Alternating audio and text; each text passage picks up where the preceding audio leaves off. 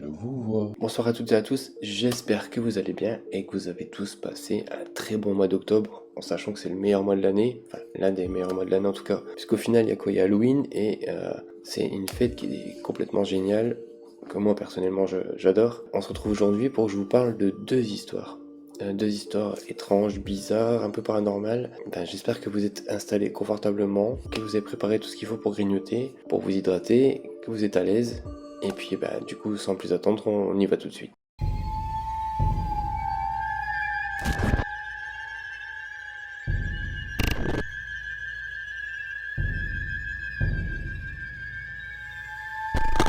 Mais avant de commencer tout de suite par vous raconter cette histoire, j'ai quelque chose de très important à vous dire. Voilà, donc si vous voulez soutenir la chaîne, pensez à vous abonner tout de suite. Faites-le, là ça vous prend 10 secondes. Allez tout de suite vous abonner à la chaîne. Ça permettrait de soutenir la chaîne, ça me ferait extrêmement plaisir. Pensez aussi au passage à mettre un petit like, ça permettrait à la chaîne d'être, principalement à la vidéo plutôt, d'être mieux classée, d'être mieux référencée. Ça pourrait donner un petit coup de pouce aussi à la vidéo et à la chaîne. Et bien sûr, n'hésitez pas à laisser des commentaires, c'est le principal. Bon, j'espère que vous êtes prêts, on est parti tout de suite pour la première histoire.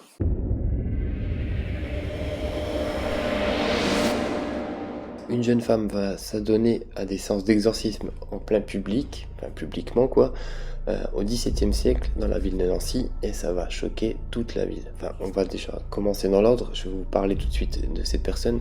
Donc c'est Elisabeth Ramphé, elle est née le 30 octobre 1592 à Remiremont. Donc elle est issue d'une famille noble. Il y a plusieurs récits qui expliquent qu'elle a été élevée par sa mère qui était très croyante et qui faisait très attention, qui était très à cheval sur la religion. Et d'autres récits où ils disent qu'elle était en fait élevée dans un pensionnat où ils terrorisaient un peu les enfants sur tout ce qui était le diable, les sorcières, les choses comme ça. Donc c'est encore c'est un peu vague vraiment savoir au niveau de son enfance comment ça s'est déroulé. Donc ils décrivent à l'époque la jeune fille comme une enfant calme, gentille, très tourmentée et vraiment très très axée sur la religion. Enfin c'est à tel point qu'ils vont même surprendre la petite à s'infliger des sévices qui sont équivalents aux sévices qu'il y a dans la Passion du Christ. Donc à un moment sa mère, pour la protéger, elle va aller jusqu'à la marier à un homme 40 ans plus vieux qu'elle, en sachant qu'à l'époque elle avait 15 ans.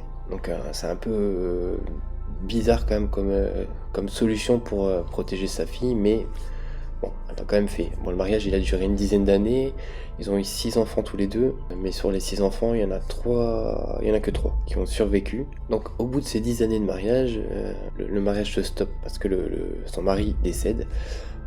Donc à cette époque-là, elle a 24 ans.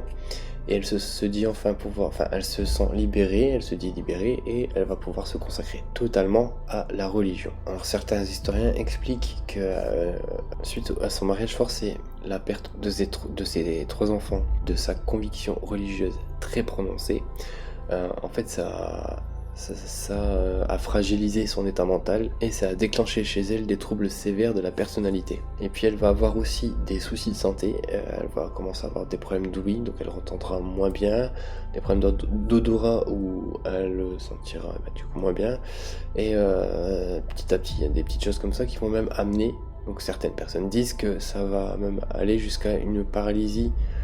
Je crois que c'est la moitié de son corps qui sera paralysé. Un peu plus tard, en 1618, donc elle fait vœu de chasteté et finalement elle tombe amoureuse d'un médecin qui s'appelle Charles Poirot. Donc elle repousse ce médecin en expliquant que par rapport à sa foi, elle préfère du coup renoncer à cet amour. Et s'éloigne de ce médecin. Le fait d'avoir repoussé le médecin, son état mental en fait va de plus en plus se dégrader et elle va se persuader qu'au final c'est ce médecin qui lui aurait jeté un sort parce qu'elle l'aurait repoussé. Au fur et à mesure du temps, son état empire et elle décide donc du coup d'aller à Nancy et de se faire exorciser par le père Hulé. Donc il aura beau faire des incantations, faire vraiment tout ce qu'il peut, il n'y aura aucun changement. À son retour dans sa ville, du coup, c'est les Capucins qui tentent à leur tour, eux, de pouvoir l'aider et l'exorciser. Ils iront jusqu'à prendre des notes de la séance. Ils déclareront le 2 septembre 1619. Des diables sortirent de son corps avec un bruit épouvantable. Et au final, petit à petit, les crises vont reprendre. Par la suite, au fur et à mesure, en Lorraine, on entend énormément parler du cas d'Élisabeth. Ça va quand même durer pendant 6 ans. Et il y aura même du coup un chevalier. Qu'est-ce que tu viens faire là? Je suis occupé.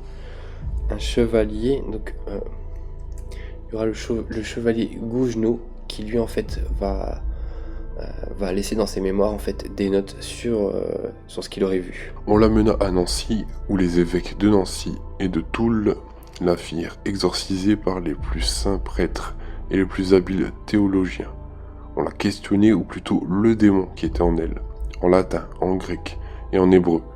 Quoiqu'elle sût à peine lire le latin et qu'elle ne comprenait que sa langue, elle répondait avec exactitude. En 1623, la Sorbonne envoie ses meilleurs médecins et théologiens pour étudier le cas d'Élisabeth. Il y aura même des médecins qui vont arriver des quatre coins de l'Europe. Il y aura même des gens, des médecins qui vont venir d'Angleterre pour étudier le cas d'Élisabeth. Ils vont absolument vouloir étudier son cas parce qu'ils sont persuadés que du coup le démon aurait pris possession d'elle. Et ils vont même aller jusqu'à la renommer l'énergumène de Nancy. Donc pendant ces crises publiques, certains Nancéens vont être choqués et vont dire qu'elle aurait des dons et des pouvoirs. Ils expliquent qu'elle arriverait à parler des langues étrangères qu'elle ne connaît pas, qu'elle n'aurait jamais appris, qu'elle arriverait à lire dans les pensées et qu'elle ferait de la transmission de pensée aussi. Ses crises sont totalement spectaculaires, ses cheveux se hérissent sur sa tête. Elle arrive même jusqu'à grimper sur des colonnes de l'église, se positionner en haut de la corniche, et elle fait même le poirier sans que sa robe ne retombe. Elle hurle des paroles totalement obscènes à tous les spectateurs qui sont là, qui assistent à son exorcisme, enfin ses exorcismes. Et certaines personnes vont me dire qu'elle aurait une force incroyable et qu'elle arriverait à l'éviter à peu près 1 mètre du sol. Tout sera tenté vraiment pour aider Élisabeth, pour la sortir de cet état. Tout, même la condamnation du fameux docteur Foirot. Il sera brûlé vif en place publique le 7 avril 1622. En 1624, son état s'améliore petit à petit et elle décide donc de partir en pèlerinage à travers toute la France. Elle sera aperçue à Notre-Dame de Paris et aussi à Notre-Dame de Liesse. Totalement guérie, finalement, elle décide de retourner à Nancy et 1 an plus tard, décide de créer une institution pour aider les femmes qui ont péché et les prostituées. Et elle créera donc du coup une institution qu'elle nommera Notre-Dame du Refuge. Tout le reste de sa vie, elle sera totalement admirée et vénérée par beaucoup de personnes par rapport en fait à ce qu'elle avait vécu. Voilà, tout son parcours, le fait qu'elle avait été possédée, qu'elle a réussi à guérir. Et pendant des années, son cas sera étudié par énormément de scientifiques et de médecins sur le mal qu'elle avait, sur ce qu'elle vivait à ce moment-là. Donc plusieurs théories ont été avancées au fur et à mesure des siècles, mais sans vraiment savoir de quel mal elle avait souffert. Et même encore des siècles après, ça reste encore un mystère là, mais actuellement, sur ce qu'elle avait vraiment vécu, sur ce qui était l'origine de ce mal. Alors, Élisabeth s'éteindra à l'âge de 56 ans, le 14 avril 1649 à Nancy.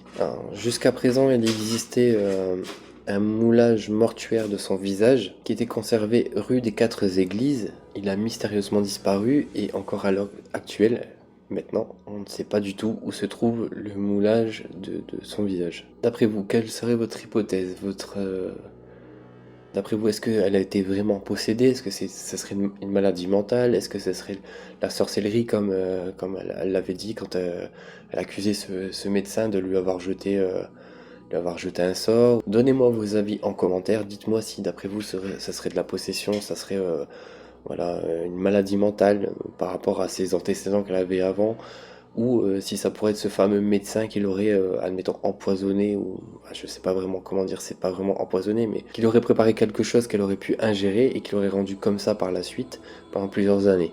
Donc j'attends avec impatience vos avis en commentaire et vos hypothèses. On passe tout de suite à la deuxième histoire.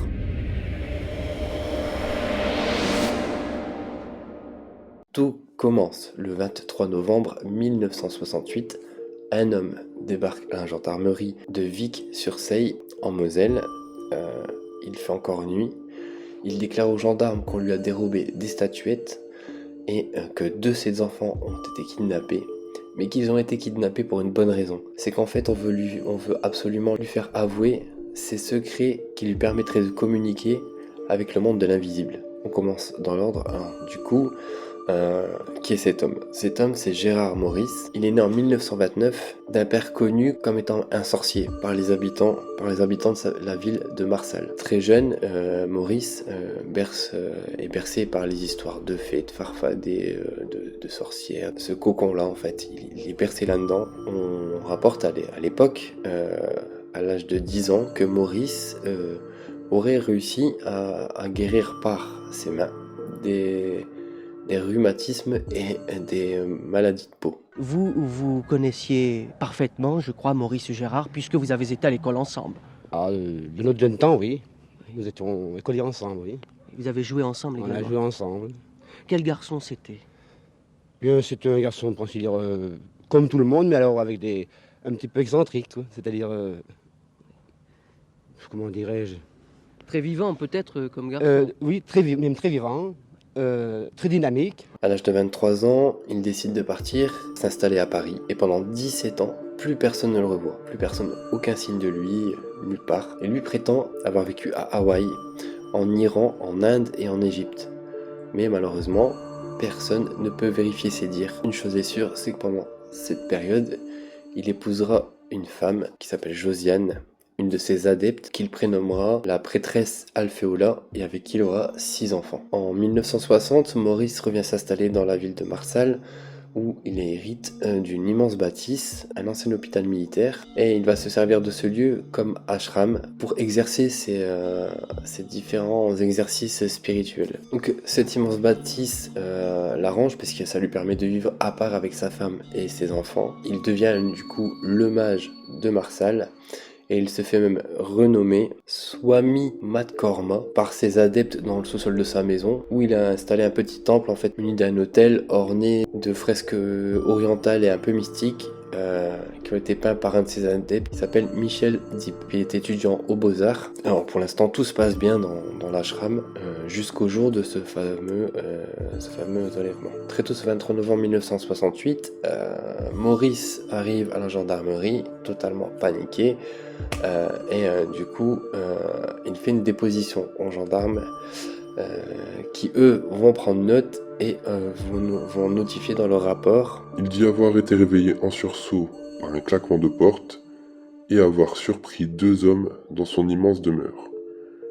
Il leur a couru après. Ils auraient riposté par 4 ou 5 tirs de pistolet, affirme-t-il. Une course-poursuite aurait commencé dans la rue.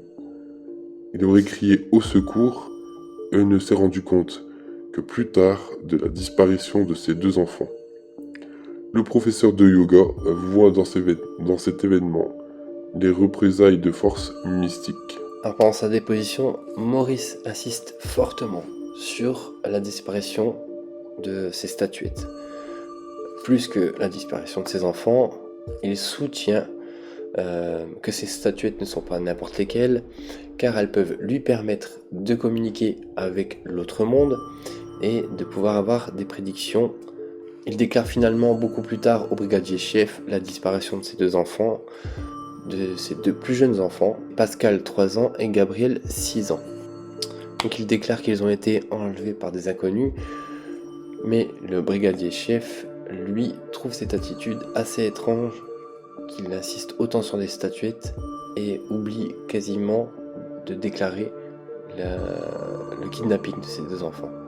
Alors très vite, des battues sont organisées, donc il y a des militaires qui donnent un coup de main, des habitants, tout est fouillé, les habitations, les granges, même les habitations à l'abandon, vraiment tout, même la maison de Maurice.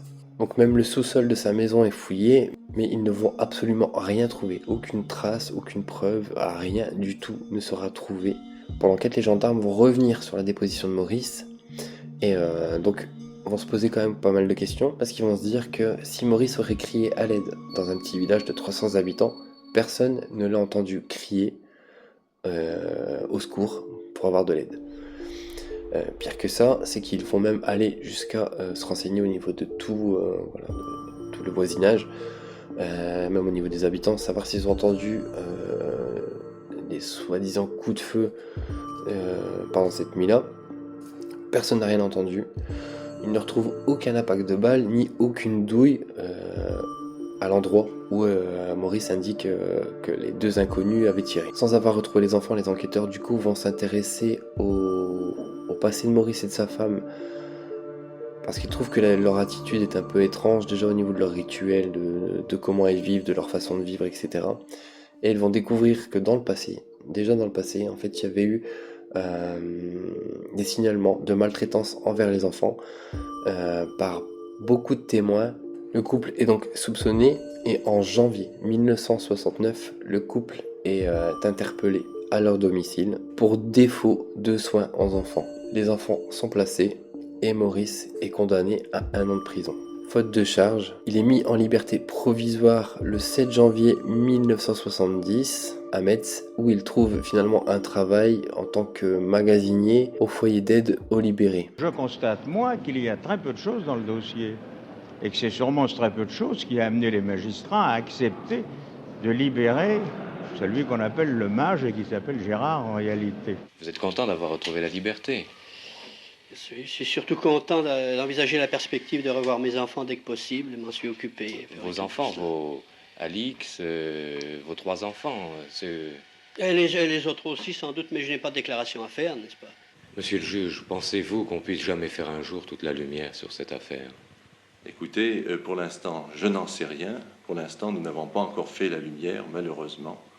Nous négligerons aucun effort pour y aboutir, mais certaines énigmes judiciaires ont toujours demeuré.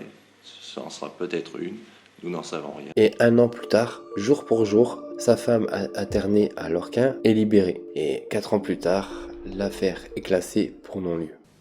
Alors, question des 2 enfants disparus que vous parlez, moi je ne les ai jamais vus. Jamais. Monsieur Gérard, poursuivez-vous vos travaux pour retrouver Pascal et Gabriel? Oui, je les poursuis activement. Sous quelle forme?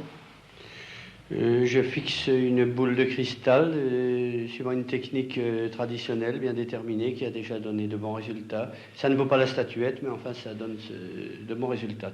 Monsieur Gérard, avez-vous le sentiment que Pascal et Gabriel sont vivants? Ah oui, c'est une certitude dont je suis vitalement imprégné. Les gens ont compris que nous n'avions rien à faire dans cette triste histoire, mais effectivement, il est toujours compliqué après de continuer sa vie et de mener à bien ses recherches spirituelles quand on a été comme ça calomnié pendant de nombreux mois. Je l'ai dit et je le redis, nous n'avons pas tué Pascal et Gabriel. Plus tard, le couple s'installe à Paris. Josiane, elle, se met à dessiner et à peindre, mais pas n'importe quoi, pas n'importe comment, à l'aide des forces de la nature. Maurice, pendant ce temps-là, lui, ne sort plus de chez lui, plus personne ne le voit, et ça va durer comme ça pendant 25 ans. Quelques années plus tard, il expliquera qu'il avait été un bon sujet pour certains éditeurs, et il reviendra sur la disparition de ses 2 enfants. On vous reproche quand même la disparition de 2 enfants. Mais c'est tout à fait naturel. Les parents qui ont été victimes de rapts semblables ont dû attendre que les enfants aient atteint l'âge de la 21e année pour se croire autorisés à en parler. Mon but, c'est de donner des éléments nouveaux au fur et à mesure qu'ils se présentent. Il paraît que je ne posséderai pas de sensibilité du tout. Il n'y a qu'à consulter mes œuvres au point de vue poésie, création musicale,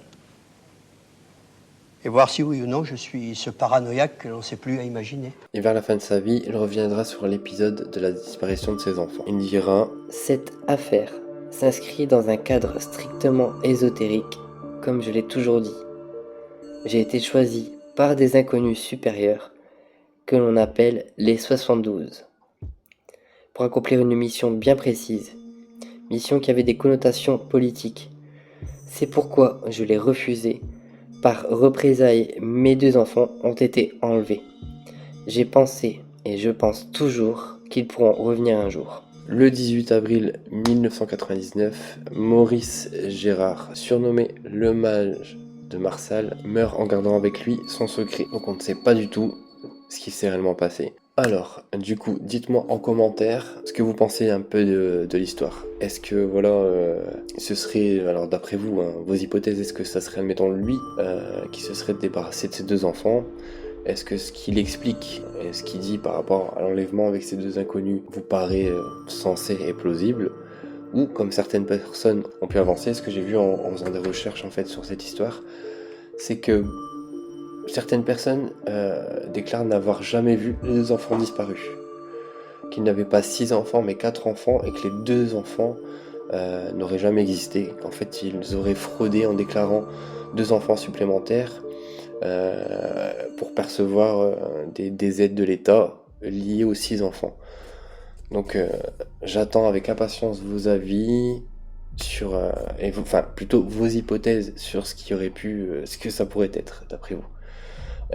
Et bien sûr vos avis aussi sur l'histoire et sur la vidéo. Et voilà, n'hésitez pas en commentaire à en parler.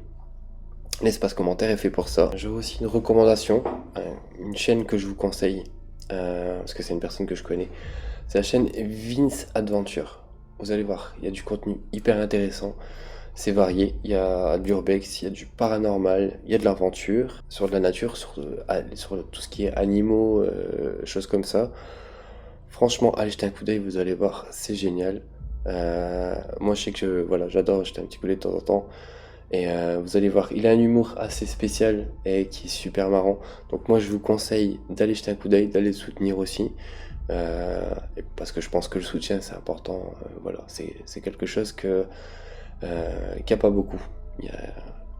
Enfin, c'est ce que je trouve, c'est que mon point de vue, il y a très peu de soutien entre créateurs de contenu, et je pense que c'est important. On a besoin de se soutenir les uns les autres. Donc voilà, je voulais le faire et je voulais en parler dans cette vidéo. Je vous mettrai le lien en description bien sûr, et je vous mettrai aussi les liens en description pour que vous puissiez me suivre aussi sur mes différents réseaux. Donc Facebook, Instagram, TikTok, etc.